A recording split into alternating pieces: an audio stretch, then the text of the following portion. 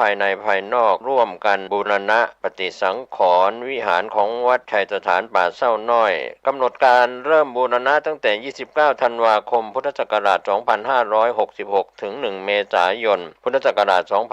2567 ขณะนี้ได้เริ่มงานบูรณะปฏิสังขรณ์วิหารบางส่วนท่านผู้สนใจที่จะร่วมบุญร่วมกุศลติดต่อสอบถามรายละเอียดที่จะเป็นเจ้าภาพและร่วมทำบุญได้ที่ 0876572276 ได้ทุกวันก็เป็นข่าวสารประชาสัมพันธ์งานบุญงานกุศลเชิญท่านร่วมบูรณะปฏิสังขรณ์วิหารของวัดชัยสถานป่าเศร้าน้อยตำบลสันปุเลยอำเภอดอยสะเก็ดจังหวัดเชียงใหม่เพื่อเป็นสถานที่ประกอบศาสนพิธีในทางพระพุทธศาสนาได้บุญได้กุศลโดยทั่วหน้ากัน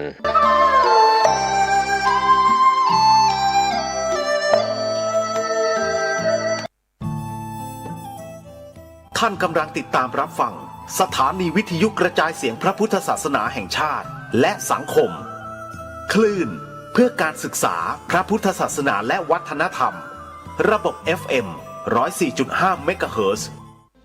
รายการต่อไปเป็นรายการคดีโลกคดีธรรมเป็นศาสนาสำหรับชาติเราศาสนาในสมัยนี้เป็นของที่แยกจากชาติไม่ได้เป็นความจำเป็นที่เราทั้งหลายผู้เป็นไทยจะต้องมั่นคงอยู่ในศาสนาพระพุทธซึ่งเป็นศาสนาสำหรับชาติเราพระพุทธศาสนาก็ดีหรือศาสนาใดก็ดีที่ตั้งมั่นอยู่ได้ก็ด้วยความมั่นคงของผู้เลื่อมใสตั้งใจที่จะรักษาและข้าพเจ้าพูดทั้งนี้ก็เพื่อชักชวนท่านทั้งหลายอย่างเป็นเพื่อนไทยและเพื่อนพุทธศาสนิกชนด้วยกันทั้งนั้นเพื่อความมั่นคงแห่งพระพุทธศาสนาข้าพเจ้ารู้สึกว่าได้ทำหน้าที่สมควรแก่อุปถัมภ์พระพุทธศาสนาเราจะตั้งใจรักษาศาสนาของเราด้วยชีวิตและถ้าท่านตั้งใจจะช่วยข้าพเจ้าในกิจอันใหญ่นี้แล้วก็จะเป็นที่พอใจข้าพเจ้าเป็นอันมากเพราะฉะนั้นเป็นหน้าที่ของเราทั้งหลายที่จะช่วยกันบำรุงรักษาพระพุทธศาสนาอย่าให้เสื่อมสูญไปการที่จะบำรุงพระพุทธศาสนาเราต้องรู้สึกก่อนว่าหลักของพระพุทธศาสนาคืออะไรเราจะถือว่าเราเป็นไทยด้วยกันหมดเราจะต้องรักษาความเป็นไทยของเราให้ยั่งยืนเราจะต้องรักษาพระพุทธศาสนาให้ถาวรวัฒนาการอย่างที่เป็นมาแล้วหลายชั่วโคตรของเราทั้งหลายพระบรมราโชวาทของพระบาทสมเด็จพระมงกุฎเกล้าเจ้าอยู่หัวรัชกาลที่ 6พระบรมราโชวาทก็ดีพระราชนิพนธ์ก็ดีหรือพระบรมราชโองการของพระมหากษัตริย์ถือเป็นบทบัญญัติแห่งกฎหมายทั้งหมดทั้งสิ้นการบัญญัติให้พระพุทธศาสนาเป็นศาสนาประจำชาติไทยไว้ในรัฐธรรมนูญจึงเป็นสิ่งที่ถูกต้องทั้งกฎหมายและทางโบราณราชประเพณีการบัญญัติให้พระพุทธศาสนาเป็นศาสนาประจำชาติไทยไว้ในรัฐธรรมนูญย่อมเป็นหลักค้ำประกันให้กับประชาชนคนไทยว่าตนได้ปฏิบัติตามกฎหมายอย่างแท้จริงการบัญญัติให้พระพุทธศาสนาเป็นศาสนาประจำชาติไทยไว้ในรัฐธรรมนูญมิได้เป็นการลิดรอนสิทธิเสรีภาพของผู้ใดแต่เป็นการยืนยันความจริงตามกฎหมายและประวัติศาสตร์ชาติไทยการบัญญัติให้พระพุทธศาสนาเป็นศาสนาประจำชาติไทยไว้ในรัฐธรรมนูญจะทำให้พระพุทธศาสนาได้รับการอุปถัมภ์และคุ้มครองจากรัฐดุจเดียวกันกับที่องค์พระมหากษัตริย์ทรงกระทำมาการบัญญัติให้พระพุทธศาสนาเป็นศาสนาประจำชาติไทยไว้ในรัฐธรรมนูญจะป้องกันพระพุทธศาสนาไม่ให้ถูกลัทธินิกายนอกศาสนากระทำการใดๆได้ด้วยอุบายต่างๆนานาการบัญญัติให้พระพุทธศาสนาเป็นศาสนาประจำชาติไทยไว้ในรัฐธรรมนูญจะทำให้สังคมไทยมีแต่ความสุขร่มเย็นเป็นธรรมทั้งต่อคนศาสนาอื่น และคนสัญชาติอื่นได้อย่างแท้จริงแต่ถ้าไม่บัญญัติให้พระพุทธศาสนาเป็นศาสนาประจำชาติไทยไว้ในรัฐธรรมนูญในอนาคตประเทศไทยจะต้องตกอยู่ในสถานะเดียวกันกับพื้นที่3 จังหวัดชายแดนภาคใต้อย่างแน่นอนพระบรมราโชวาทพระบาทสมเด็จพระเจ้าอยู่หัวในมหาสมาคมณพระที่นั่งอมรินทร์วินิจฉัยในพระบรมมหาราชวังโดยที่พระพุทธศาสนาเป็นศาสนาประจำชาติของเราทั้งตามความศรัทธาเชื่อมั่นของข้าพเจ้าเองก็เห็นเป็นศาสนาที่ดีศาสนาหนึ่งเนื่องในบรรดาสัจธรรมคำสั่งสอนอันชอบด้วยเหตุผลจึงเคยคิดอยู่ว่าถ้าโอกาสอำนวยข้าพเจ้าควรจะได้บวชสักเวลาหนึ่งตามราชประเพณีซึ่งจะเป็นทางสนองพระเดชพระคุณพระราชบูรพการีตามคตินิยมด้วยและนับตั้งแต่ข้าพเจ้าได้ครองราชย์สืบสันตติวงศ์ต่อจากสมเด็จพระเชษฐาธิราชก็ล่วงมากว่า10 ปีแล้วเห็นว่าน่าจะถึงเวลาที่ควรจะทำตามความตั้งใจไว้นั้นแล้วประการหนึ่งอันหนึ่งการที่องค์สมเด็จพระสังฆราชหายประชวรมาได้ในคราวประชวรครั้งหลังนี้ก่อให้เกิดความปิติยินดีแก่ข้าพเจ้ายิ่งนักได้มาคำนึงว่าถ้าในการอุปสมบทของข้าพเจ้าได้มีองค์สมเด็จพระสังฆราชเป็นพระอุปชาแล้วก็จะเป็นการแสดงออกซึ่งความศรัทธาเคารพในพระองค์ท่านของข้าพเจ้าได้อย่างเหมาะสมอีกประการหนึ่งจึงได้ตกลงใจที่จะบรรพชาอุปสมบทในวันที่22 เดือนนี้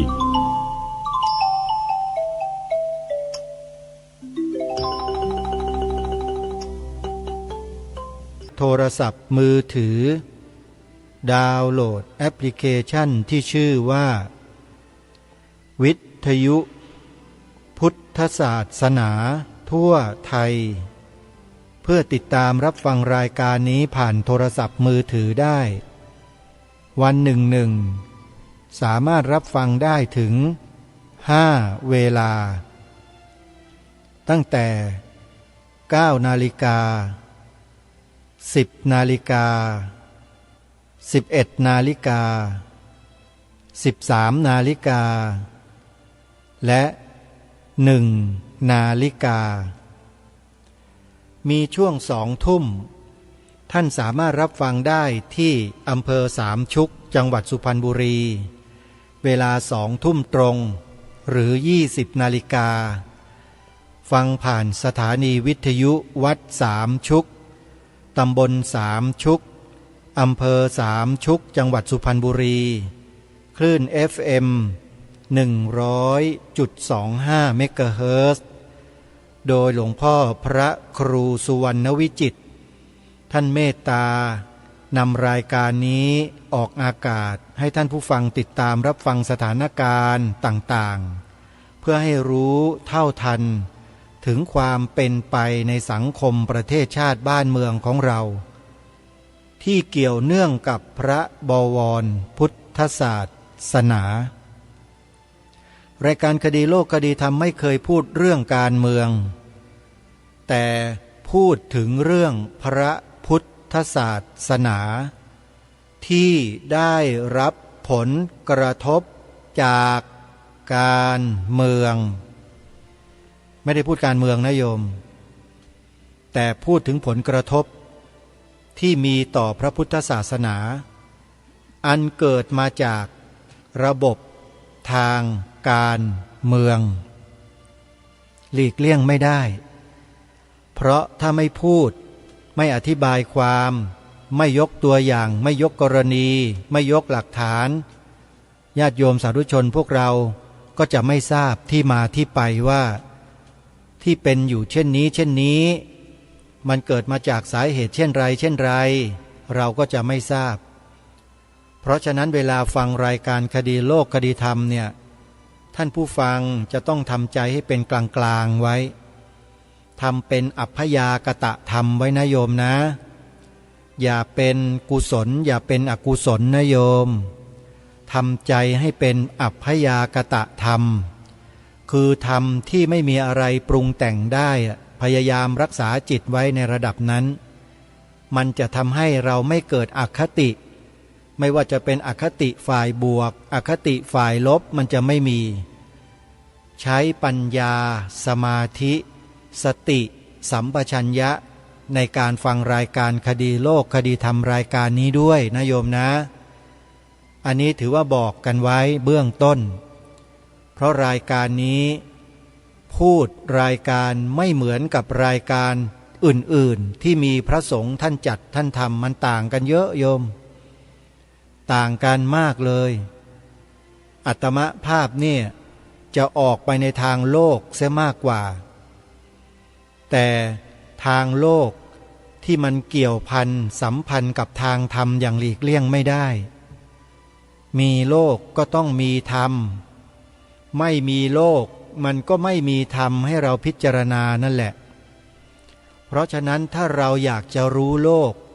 จงอย่าทิ้งโลกอย่าหนีโลกอย่าปฏิเสธทางโลกนะโยมนะเราต้องการจะรู้โลกใบนี้ว่ามันเป็นยังไงแล้วเราวิ่งหนีโลกมันจะรู้โลกได้ไหมโยม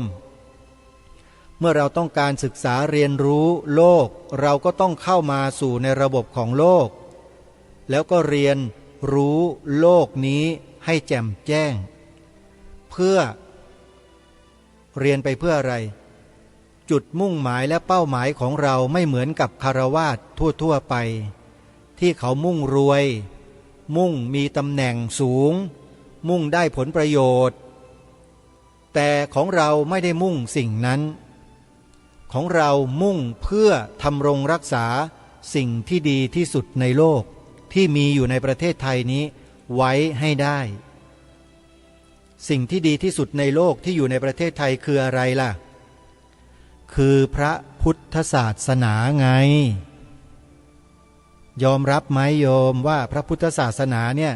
คือสิ่งที่ดีที่สุดในโลกยอมรับไหมโยมถ้ายอมรับก็พอไปกันได้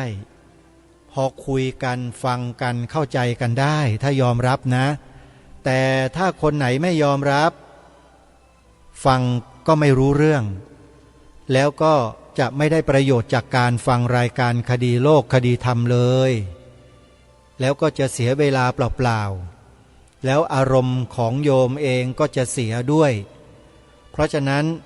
ถ้าวางจิตให้เป็นอัพยากตะเป็นกลางๆไม่ได้โยมไปฟังธรรมะนะโยมนะฟังธรรมะที่ครูบาอาจารย์ท่านเทศท่านกล่าวท่านแสดงท่านสอนอยู่เป็นปกติในรายการในสถานีวิทยุเหล่านี้แหละมีเยอะแยะไปหมดเลยเว้นรายการนี้ไว้รายการเดียวนะโยมอย่ามาฟังแล้วจิตจะเศร้าหมองจิตจะไม่ดีโยมต้องหยุดฟังนะโยมนะฟังแล้วถ้าจิตมันไม่ดีให้โยมไปฟังอย่างอื่นที่จิตดีขึ้นก็จะเป็นประโยชน์แก่โยมเองส่วนใครที่ฟังรายการนี้แล้วมีจิตใจฮึกเหิมมีจิตใจมุ่งมั่นมีความตั้งใจมั่นมีความปรารถนาอันแรงกล้าที่จะร่วมด้วยช่วยกันทำเพื่อประโยชน์ส่วนรวมของบ้านเมืองโยมฟังเถอะได้ประโยชน์ทั้งนั้นเลยโยมไม่มีเสียประโยชน์ตรงไหนเลยถ้าโยมมีจิตใจที่เปิดกว้างแต่ถ้าหากว่าโยมใจไม่เปิดกว้างเดี๋ยวก็หงุดหงิดเดี๋ยวก็รำคาญใจมันหนีสภาวะเหล่านี้ไม่พ้นนะโยมนะสภาวะธรรมเหล่านี้มีไว้ให้เราศึกษาพิจารณาพิจารณาว่าอารมณ์ไหนทำให้จิตใจเราบวกเราก็รับอารมณ์นั้นอารมณ์ไหนทำให้จิตใจเราเป็นลบเราก็ละอารมณ์นั้นเสียก็แค่นั้นเองหลักปฏิบัติในทางพระพุทธศาสนาไม่ยากเลยง่ายนะหลีกเลี่ยงสิ่งที่เป็นลบแล้วก็ส่งเสริมสิ่งที่เป็นบวกสนับสนุนกันช่วยเหลือกันพระพุทธศาสนาเนี่ยญาติโยมคิดว่าเป็นสิ่งที่เป็นบวกหรือว่าเป็นลบค คำสอนในพระพุทธศาสนา 84,000 พระธรรมขันธ์เนี่ยโยมว่าเป็นบวกหรือว่าเป็นลบบางคนก็อาจจะงงทำไมถามแบบนี้บวกลบไม่เข้าใจถามใหม่ก็ได้โยมว่าพระพุทธศาสนาที่เป็นศาสนาประจำชาติไทยของเรามาช้านานจนถึงปัจจุบันแล้วก็จะเป็นอย่างนี้ต่อไปในอนาคตอีก 5,000 ปีเนี่ยนะโยมว่าเป็นสิ่งที่มีคุณค่าหรือเป็นสิ่งที่ไร้ค่าเห็นภาพชัดขึ้นหน่อยโยมว่าศาสนาพุทธเนี่ยเป็นสิ่งมีคุณค่าไหมหรือเห็นว่าเป็นสิ่งที่ไร้ค่าโยมลองตอบคำถามง่ายๆนี้ดูถ้าตอบได้ถูกตรงตามสภาวะความเป็นจริงอย่างนี้ก็ไปกันได้ไม่ลำบากก็สามารถที่จะเดินไปข้างหน้าสู่เป้าหมายอันเดียวกันได้โดยสะดวกได้ง่ายไม่ยากเย็นแสนเข็ญสักเท่าไหร่แต่ถ้าหากว่ามีความคิดตรงกันข้ามบอกว่าศาสนาพุทธเนี่ยไร้ค่าเหลือเกินไม่มีค่าเลยไปสอนกันอยู่ทำไมไปเรียนกันทำไมในโรงเรียนถอดออกให้หมดถ้ามองกันแบบนี้ล่ะโยมจะเป็นยังไงบ้านเมืองเราจะเป็นยังไง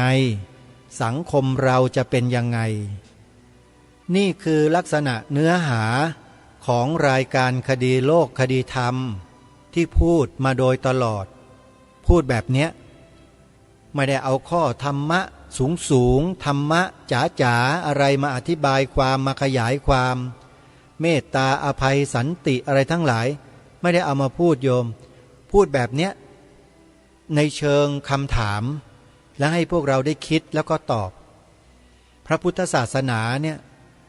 ท่านทั้งหลายว่าเป็นสิ่งที่มีคุณค่าไหมหรือท่านมองว่าเป็นสิ่งที่ไร้ค่าเห็นไหมฮะมุมมองหรือความคิดหรือความเข้าใจของคนมันจะแตกต่างกันในสองส่วนคือส่วนที่หนึ่งเขาเรียกว่าส่วนบวกเป็นความเข้าใจในทางบวกอีกทางหนึ่งก็เป็นความเข้าใจไปในทางลบทางบวกกับทางลบมันอยู่กันคนละด้านมันมีอัพยากตะคือความเป็นกลางอยู่แต่คนเราจะทำจิตทำใจให้เป็นกลางได้นั้นมันต้องปฏิบัติจนบรรลุถึงอรหัตตมรรคเป็นอรหัตตผลเท่านั้นโยมตราบใดที่ยังไม่ถึงอรหัตตมรรคอรหัตตผลแล้วเนี่ยจิตใจก็ยังย่อมมีความเอียงไปทางบวกหรือไม่ก็ไปทางลบไม่มากก็น้อยถ้าเป็นปุถุชนนี่ก็ไปทางลบเสียมากถ้าเป็นกัลยาณชนก็จะไปทางบวกเสียมากถ้าเป็นอริยบุคคลสามชั้นยกเว้นพระอรหันต์แล้วก็จะเป็นไปในทางบวกโดยมากเป็นอย่างนั้นสภาวะเหล่านี้เป็นสภาวะตามความเป็นจริงไม่มีใครสามารถปฏิเสธสภาวะที่เป็นตามความเป็นจริงเหล่านี้ได้เพราะมีอยู่เพราะเป็นอยู่จากการภาคเพียรฝึกฝนอบรมจิตของแต่ละคนจนบรรลุถึงสภาวะเหล่านั้นได้และไม่มีใครที่จะมารู้เราได้กับเท่ากับตัวเราเองตัวเราเองนั่นแหละจะเป็นผู้รู้จักจิตของตัวเองว่าหลุดพ้นในระดับไหนอย่างไรไม่มีใครมารู้เราเพราะฉะนั้นให้ใครมาพูดให้ตายต่อหน้าเราชี้หน้าว่าเราตำหนิเรากล่าวหาเราในทางที่ผิดที่ไม่ดีที่เสียหายเราก็ไม่ได้เดือดร้อนไม่ได้หวั่นไหวอะไรเลยเพราะเขาเหล่านั้นไม่ได้รู้เหมือนอย่างที่เรารู้ใช่ไหมโยมนี่แหละคือสิ่งที่อยากจะฝากพวกเราชาวคดีโลกคดีธรรมทุกท่านว่าพยายามฝึกฝนอบรมจิตของเราเนี่ยให้เป็นกุศลสม่ำเสมอนะโยมนะจิตที่เป็นกุศลสม่ำเสมอไม่ได้หมายความว่า เป็นจิตที่นิ่งๆเฉยๆไม่เอาฐานไม่ใช่นะครับไอ้จิตแบบนั้นน่ะมันเป็นจิตนิ่งๆเฉยๆเหมือนงัวเหมือนควายมันก็เป็นอย่างนั้นโยมเราเป็นมนุษย์ไม่ใช่บอกให้เราทำจิตนิ่งๆทำจิตกลางๆเฉยๆแล้วเราก็ไม่จับไม่แตะไม่คิดที่จะทำอะไรเลยเนี่ยมันไม่ใช่นะเราเป็นมนุษย์นะโยมเราไม่ใช่สัตว์เดรัจฉานที่มันไร้ปัญญาพัฒนาไม่ได้เราเป็นมนุษย์เราต้องคิดพิจารณาศึกษาสิ่งรอบด้านของเราให้เข้าใจในบริบททั้งหมดแล้วเราก็อาศัยความนิ่งความเป็นกลางของจิตที่เราได้ฝึกฝนมาดีแล้วเนี่ยนะมาพัฒนาสิ่งต่างๆรอบด้านเราได้เป็นอย่างดีเลยไม่ว่าจะเป็นเรื่องของกายภาพไม่ว่าจะเป็นเรื่องของสุขภาพไม่ว่าจะเป็นเรื่องของสังคมเศรษฐกิจการเมืองการศาสนาทุกสิ่งทุกอย่างถ้าเราจิตเป็นกลางดีแล้วและเป็นจิตที่เป็นสัมมาทิฏฐินะก็จะทำพูดคิดไปแต่ในทางที่ถูกที่ต้องที่ดีที่งามทั้งนั้นทางที่ถูกที่ต้องที่ดีที่งามไม่ได้หมายความว่า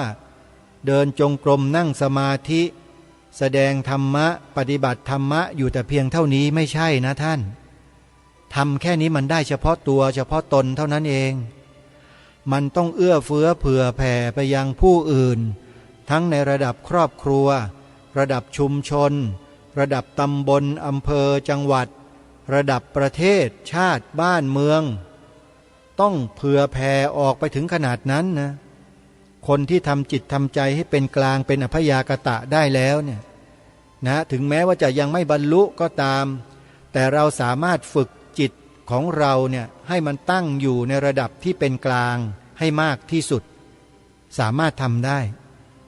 โดยอาศัยพลังของอะไรพลังของสติสัมปชัญญะนี่คือสิ่งที่องค์สมเด็จพระสัมมาสัมพุทธเจ้าตรัสสอนเราเหล่าสาวกไว้มาโดยตลอดเรื่องของสติสัมปชัญญะตรัสสอนจนกระทั่งวาระสุดท้ายของพระชนชีพของพระสัมมาสัมพุทธเจ้า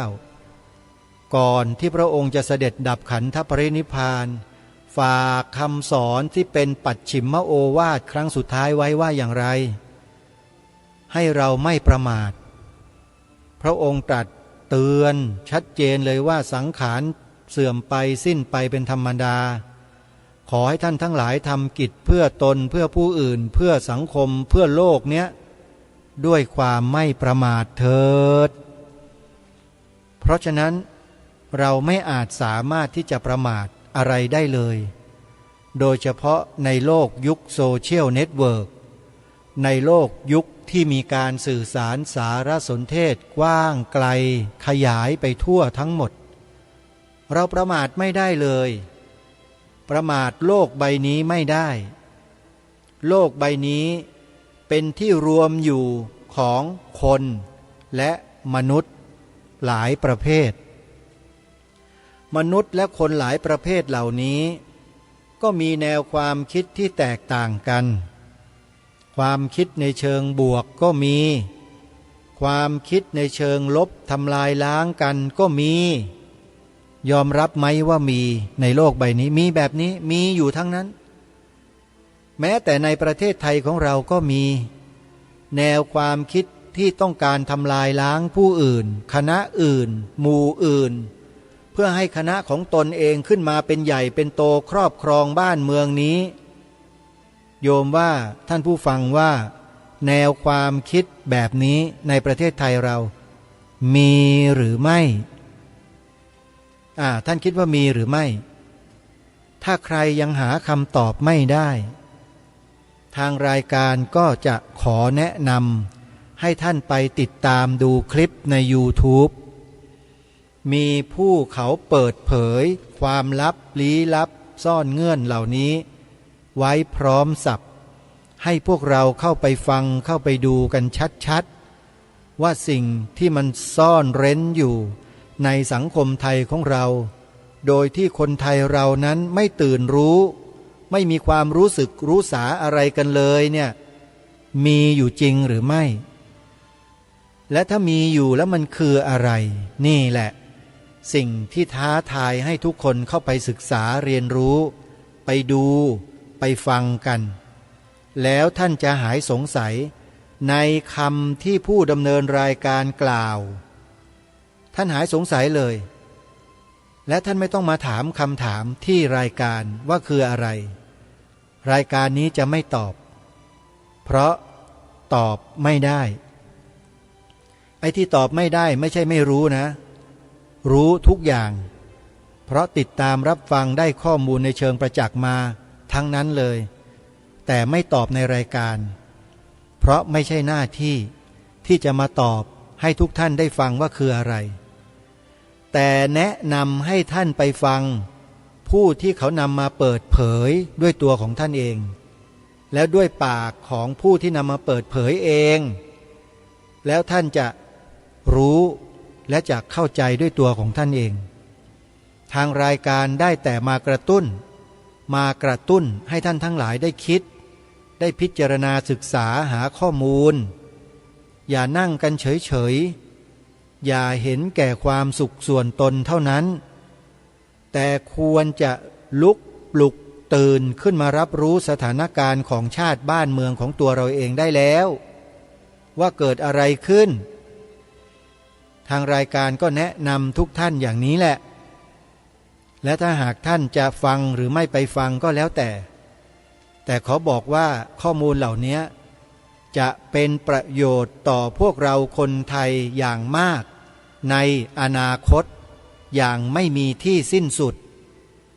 ถ้าเราถือข้อมูลเหล่านี้แล้วนำมาปฏิบัติให้ได้จะเป็นประโยชน์ต่อชาติบ้านเมืองอย่างมากอาศัยพวกเรานี่แหละที่เป็นปัจเจกนี่แหละแต่ละคนนี่แหละครับร่วมด้วยช่วยกันให้เป็นพลังอันมหึมาพลังอันมหาศาลแล้วขับเคลื่อนงานของบรรพชนของเราที่สืบสารรักษา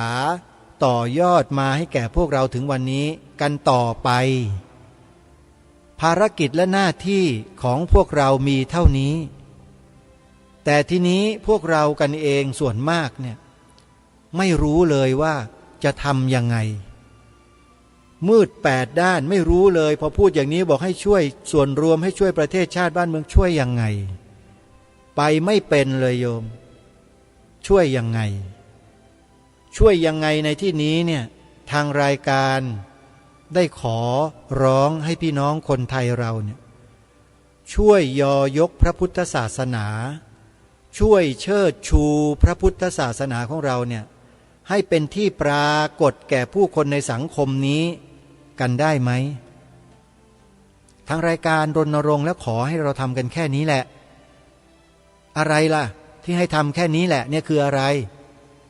มีอยู่3 ข้อข้อ 1ไม่ยากเพราะพวกเรามีปากกันทุกคนใช่ไหมฮะทีนี้ปากเราเนี่ยมันใช้ได้หลายอย่างใช้กินก็ได้ใช้ดื่มก็ได้ใช้ด่าก็ได้ใช้ว่าก็ได้ใช้ตำหนิก็ได้ใช้สอนก็ได้ใช้บอกก็ได้ใช้อะไรต่อมีอะไรสารพัดไปหมดเลยแต่ทางรายการ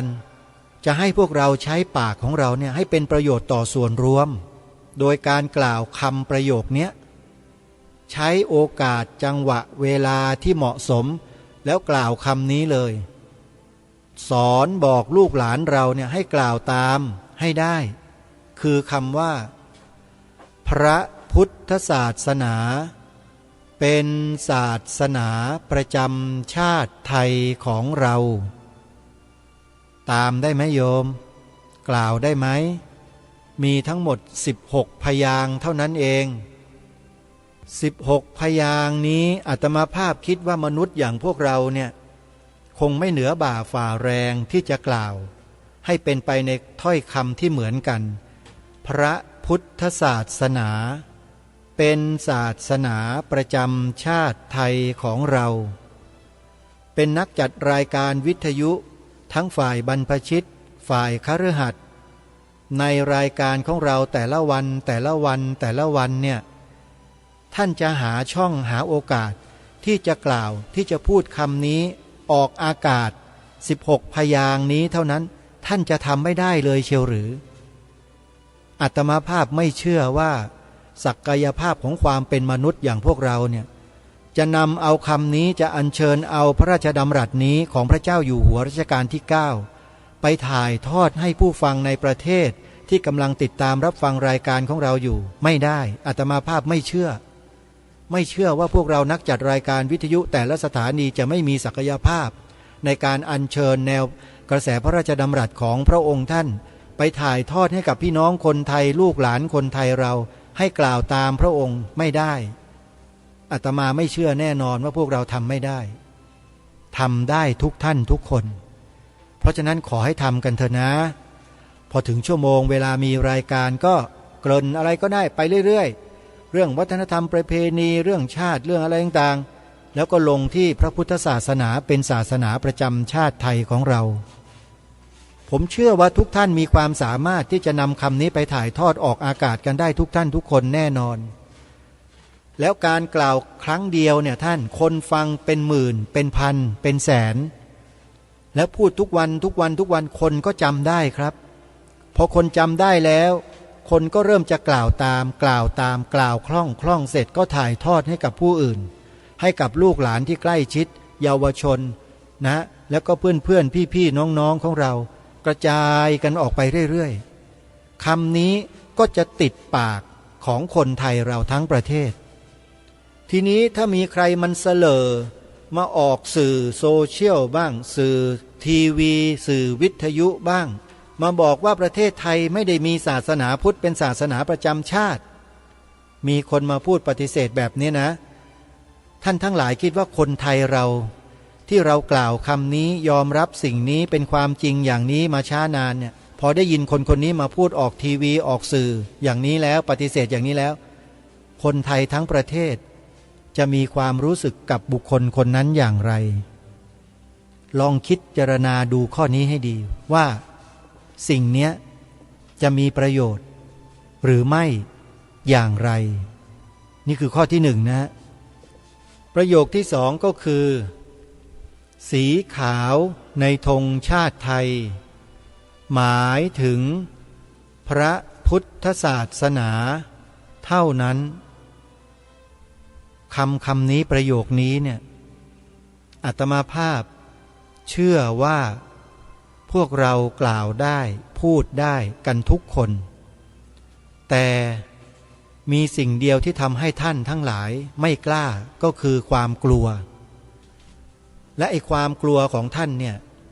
มันเป็นความกลัวที่มันปราศจากเหตุผลโดยประการทั้งปวงเป็นความกลัวที่มันเลื่อนลอยเป็นความกลัวไม่ใช่ความกลัวที่มนุษย์ควรจะมีสำหรับการที่จะรักษาความถูกต้องดีงามของชนเผ่าตัวเองไว้ศาสนาพุทธนี้คือสมบัติอันล้ำค่าเป็นมรดกอันล้ำค่าที่บรรพชนหวงแหนแล้วท่านก็ใช้ชีวิตเลือดเนื้อปกป้องรักษามาจนถึงพวกเราวันนี้ถ้าหากว่าพวกเรากลัวในการที่จะยืนหยัด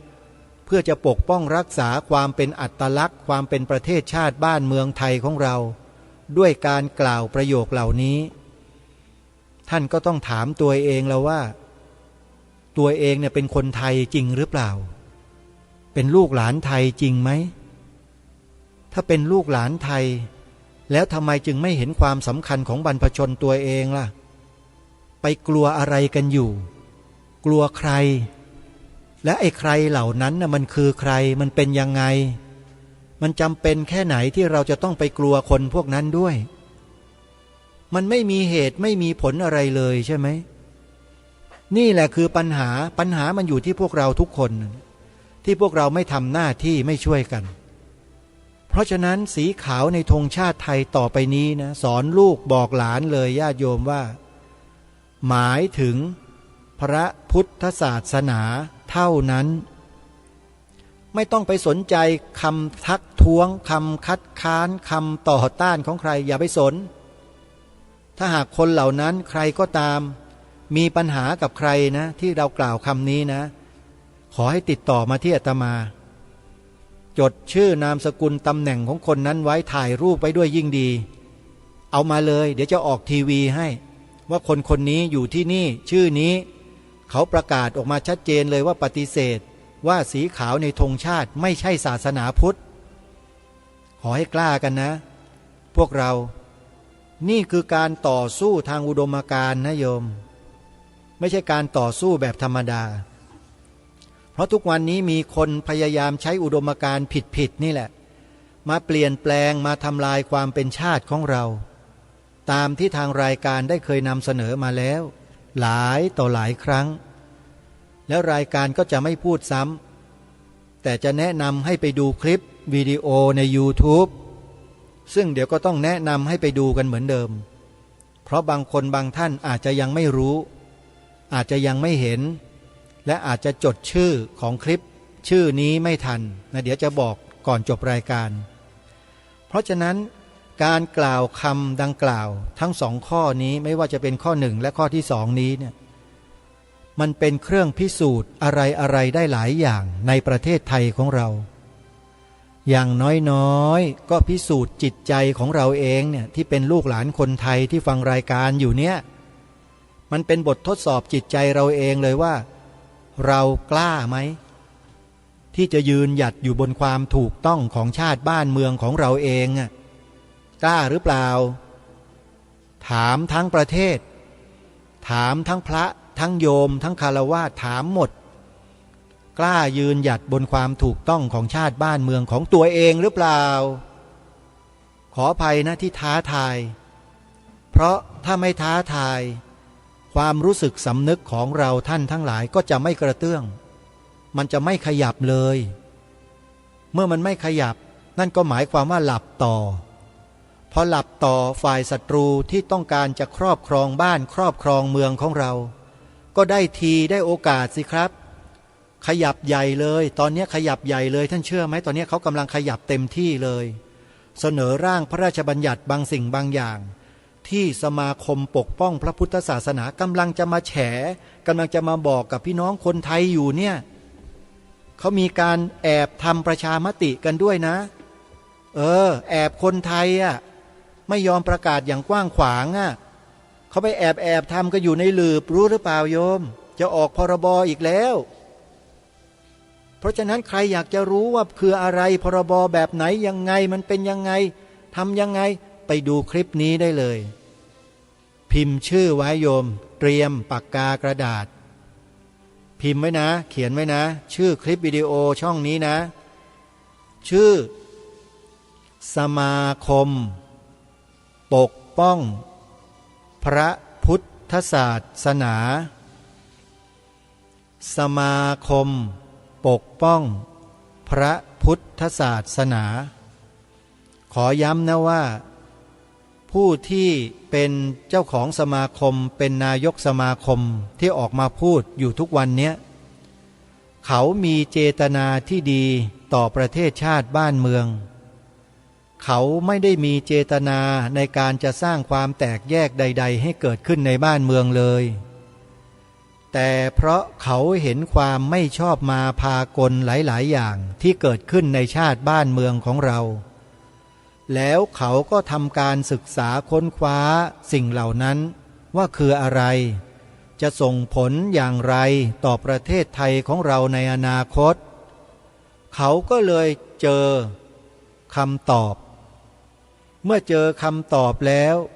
เขาเห็นว่ามันเป็นอันตรายต่อความมั่นคงของชาติบ้านเมืองไทยของเราแน่นอนในอนาคตถ้าหากปล่อยไว้เขาก็เลยใช้วิธีการเผยแพร่สิ่งเหล่านี้ให้ผู้คนโดยทั่วไปติดตามรับชมในช่อง YouTube ของเขาช่องนี้มีชื่อว่าสมาคมปกป้อง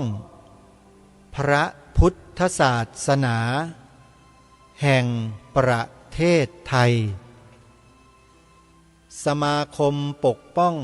พระพุทธศาสนาแห่งประเทศไทย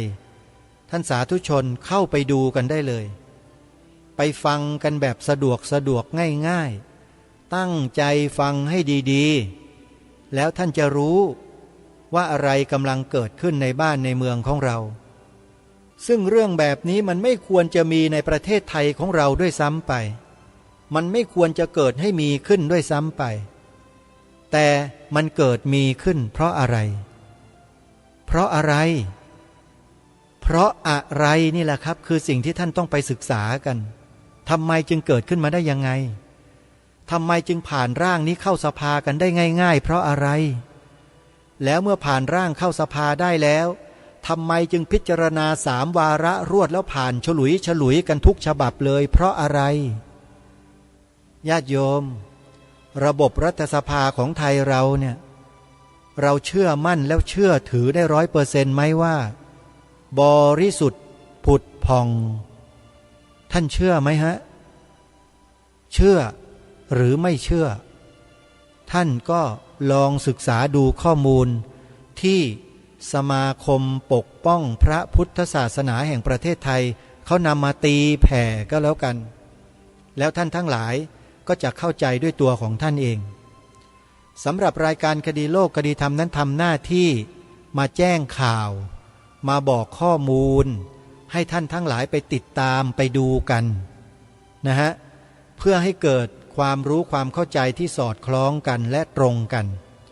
จะได้ไม่เกิดการทะเลาะเบาะแว้งถกเถียงกันในอนาคตจึงขอให้พวกเราไปดูไงฮะสมมุติว่าจำนวนหนึ่งคนจำนวนหนึ่งไปดูกันตั้งวงสนทนากันตั้งกลุ่มไลน์กันวิพากษ์วิจารณ์กันหาข้อมูลสืบค้นมาศึกษาเพิ่มเติมกันในขณะที่คนอีกกลุ่มหนึ่งไม่ดูแต่ก็มาบลูรี่คนไทยด้วยกันมาบลูรี่คนที่นำเสนอมารังเกียจมาปฏิเสธคัดค้านถึงขนาดบางทีต่อต้านก็มีนี่แหละคนประเภทนี้แหละเป็นคนที่น่ารำคาญที่สุดอาตมาภาพไม่ได้พูดว่าเป็นคนที่น่าเกลียดนะแต่มันน่ารำคาญเพราะมันเป็นคนที่พวกไร้สาระมากๆไม่เอาฐานอะไรเลยอ่ะเอาแต่จะต่อต้านตะพึดตะพือไม่ฟังเหตุไม่ฟังผลใครเขาเลยเนี่ยโยมคิดว่าคนแบบเนี้ยควรจะเอามาร่วมงานด้วยไหมพวกประเภทนี้ไม่ฟังเหตุไม่ฟังผลเอาแต่ต่อต้านคัดค้านตะพึดตะพือใครเขาจะพูดเหตุพูดผลพูดอะไรให้ฟังอธิบายให้ฟังไม่ฟังบอกไม่ฟังไม่ต้องพูดไม่ต้องฟังคนแบบนี้ควรจะเอามาร่วมสังฆกรรมด้วยไหมโยมนี่แหละคนเหล่านี้ต้องระวังให้ดีสังเกตให้ดีเวลาเราทำหน้าที่ทำการงานอะไรก็แล้วแต่เพื่อส่วนรวมเนี่ยก็จะมีไอ้คนประเภทนี้โผล่แหลมออกมาในที่ชุมชนประชุมนั้นๆเสมอแล้วเราก็ไม่ต้องไปทำอะไรคนพวกนี้หรอกเพราะเดี๋ยวเขาก็เป็นมะเร็งตายไปในที่สุดนั่นแหละเพราะอะไรชีวิตมันเครียดตลอดมันคอยจะต่อต้านคนนู้นต่อต้านคนนี้คัดค้านคนนั้นคัดค้านคนนี้เอาจิตส่งออกนอกอยู่อย่างเดียวแล้วจิตมันก็เครียดตลอดพอเครียดมากๆเข้าตัวเลือดอยู่ในร่างกายมันก็ถูกผลิตออกมาเป็นเลือดสีดำเลือดสีดำนี่เป็นเลือดพิษนะโยมแล้วมันก่อให้เกิดอะไรฮะเกิดอนุมูลอิสระขึ้นเต็มร่างกายแล้วมันก็กลายเป็นต่อมเป็นตุ่มเป็นเนื้องอกที่นู่นที่นี่ที่นั่นสุดท้ายก็กลายเป็นเนื้อร้ายในที่สุดแล้วไปไหนล่ะฮะทีนี้ไปโรงพยาบาลทำไงผ่าตัดผ่าตัดฉายแสงผ่าตัดให้สารเคมีคีโมใส่เข้าไปผมร่วงซีดตายนี่ไงคือคนประเภทนี้ฮะมีเท่านี้เองชีวิตของเขาได้อะไรได้เหมือนกันได้ความสะใจได้ความสนุกได้ความมันได้เงินไม่ทราบเหมือนกันนะว่าได้หรือเปล่านะอาจจะได้ก็ได้เนาะใครอาจจะไม่ทราบก็ได้นะอันนี้ไม่ทราบนะอาตมาภาพเดาเฉยๆสันนิษฐานเฉยๆนะก็นี่แหละคือสิ่งที่อยากจะฝากบอกพวกเราท่านทั้งหลายว่าอย่าหวั่นไหวกับการทำหน้าที่ของเรานะฮะ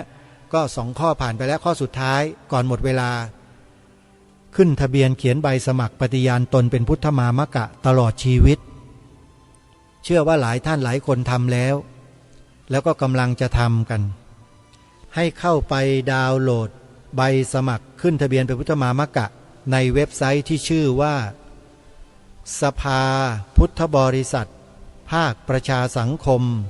จิตอาสาด้วยตัวของท่านเองดาวน์โหลดได้เลยเพราะว่ามีใส่เอาไว้ให้แล้วแล้วก็นำมาเขียนกรอกให้ครบเลยด้วยความตั้งใจมั่นแล้วก็อธิษฐานจิตให้ตลอดว่าชีวิตฉันจะถวายเป็นพุทธบูชาธรรมบูชาสังฆบูชาตลอดชีวิตจนกว่าจะถึงพระนิพพานพุทธังชีวิตตังยาวนิพพานังสรนังคัจฉามิธัมมังชีวิตังยาวนิพพานังสรนังคัจฉามิสังฆังชีวิตังยาวนิพพานังสรนังคัจฉามิทุติยัมปิตติยัมปิกล่าวให้ครบนั่นแหละคือปณิธานของเราเพราะฉะนั้น3ข้อให้พวกเราได้ช่วยกันตรงนี้นะวันนี้เวลาของรายการหมดท่านผู้ฟังต้องขอสมมุติยุติไว้แต่เพียงเท่านี้พบกับรายการได้ใหม่ในวันต่อไปขอความสุขความสวัสดีในธรรมแห่งองค์สมเด็จพระบรมศาสดาสัมมาสัมพุทธเจ้าจงปรากฏเกิดมีขึ้นในจิตใจของท่านผู้ฟังทุกท่านทุกคนเทินขอเจริญพ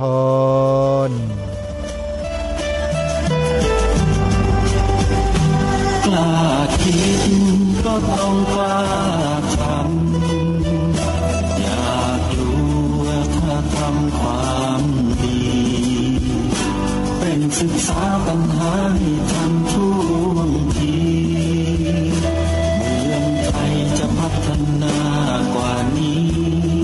รายการดีคดีโลกคดีธรรมขอรำพันบรรยายความคิดเครื่องหมายแห่งสีทั้งสามงามถนัดขาวคือบริสุทธิ์สีสวัสดิ์หมายพระไตรรัตน์และธรรมะคุ้มจิตไทยแดงคือโลหิตเราใสซึ่งยอมสละได้เพื่อรักษาชาติศาสนาน้ำเงินคือสีโสภาอันจอมประชาถ้าโปรดเป็นของส่วน